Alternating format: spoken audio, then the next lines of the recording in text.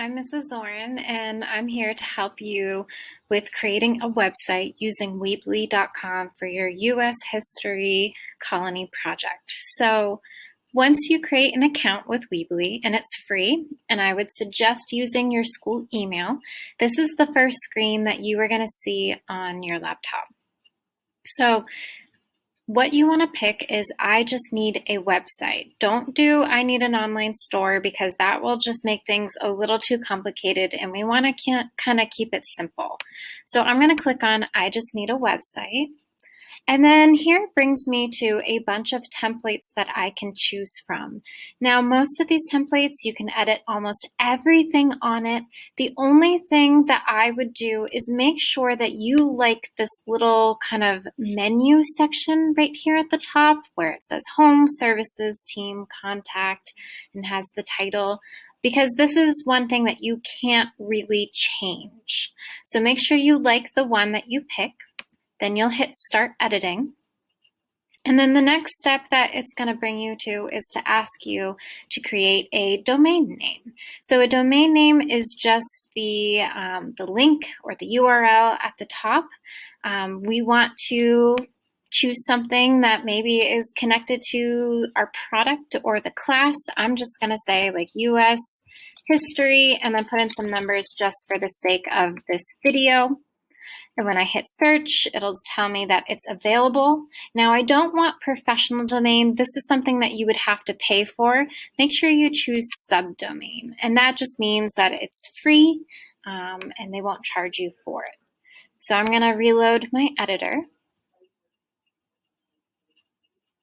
And now that I am on my template, I can pretty much customize anything that I want. And it's super simple, super easy to do.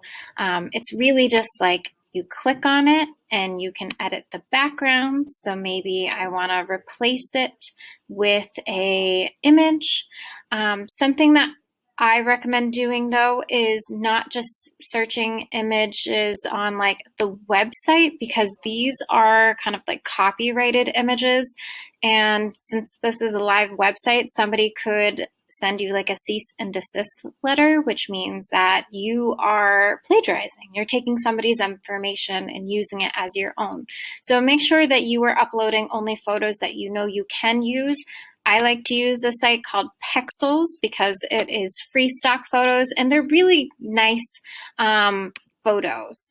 They kind of look like they came off of Instagram, and you can just click on something and then have a free download and then put it on your website. So don't just use Google Images, use something that you know that you're allowed to do. So if I took a photo, I can put it onto my computer here. I can also set a background that they have. So these are free ones that they have allowed you guys to use. So I can select that. And then I ended up changing my background. If you want things to be like a little bit smaller, oh, I gotta hit save. You can kind of drag those sections, so I can take this and make it smaller. If I don't even want this title, I can hit X and delete it.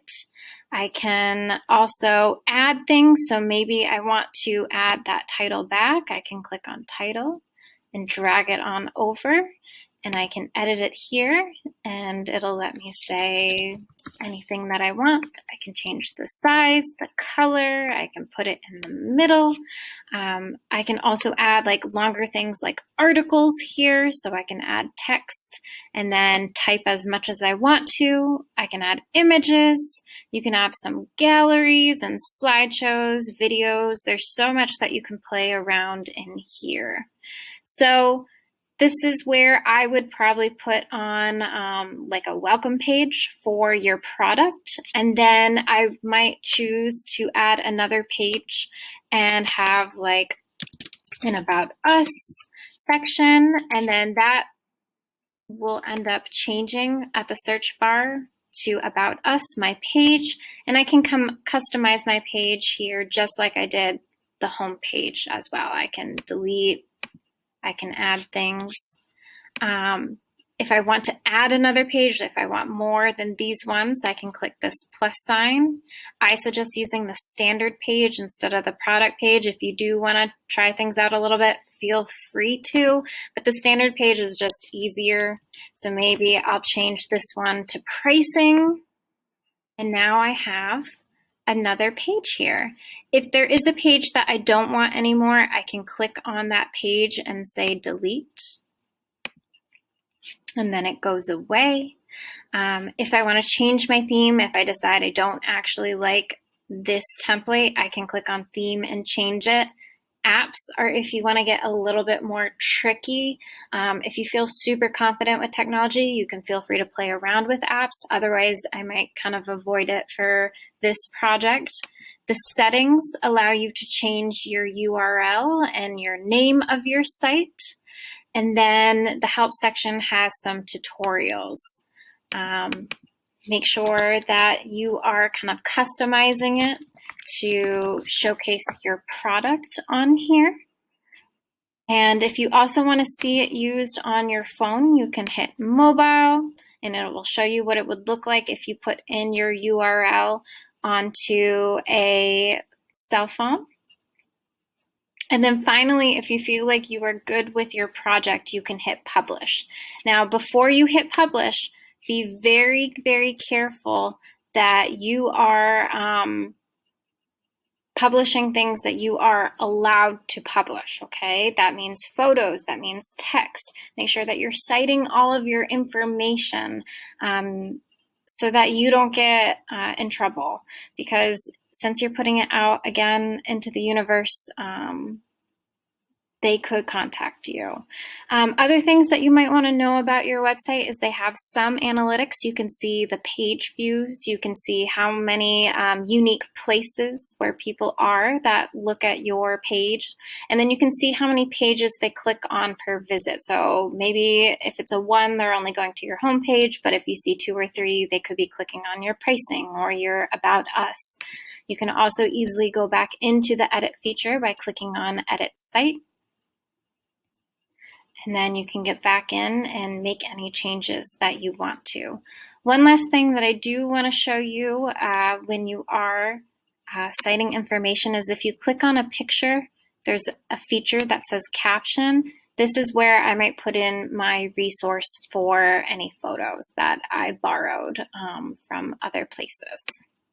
And that way you know that you're citing everything correctly.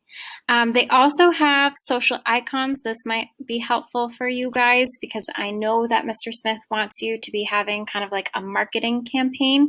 So I could drag this onto my website and then I can link to an Instagram or a Facebook that I created. So this is pretty much it. It's not too difficult to use. It's really just playing around and trying to kind of figure out what works well for you. If you have any questions, feel free to come by to the library or you can email me if you need any help on this.